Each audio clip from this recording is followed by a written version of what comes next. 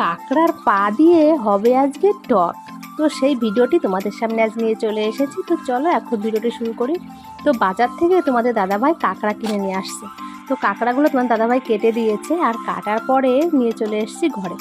তো এখন আমি কাঁকড়া দিয়ে টক রান্না করব। তো এখানে সেই কারণে তেঁতুল রেখেছি। তো এই তেঁতুল দিয়েই হবে আজকে জমিয়ে টক রান্না। তো কড়াইটা আমার গরম হয়ে গেছে, এখন দিচ্ছি সরিষার তেল। আর এই তেলটা আমার গরম হয়ে গেছে, এখন দেবো ফোড়নে সর্ষে আর শুকনো লঙ্কা। এই ফোড়ন থেকে দারুণ একটা গন্ধ বেরিয়েছে। তো এখন দিয়ে দিচ্ছি আমি কাঁকড়ার পাগুলো। দেওয়ার পরে নুন হলুদ দিয়ে দিচ্ছি, দিয়ে ভালো করে নাড়িয়ে চেড়ে একটু ভাজা ভাজা করেছি। তারপর এই যে তেঁতুল, এই তেঁতুলটা এখন আমি ভালো করে জল দিয়ে একটু গুলে নেব।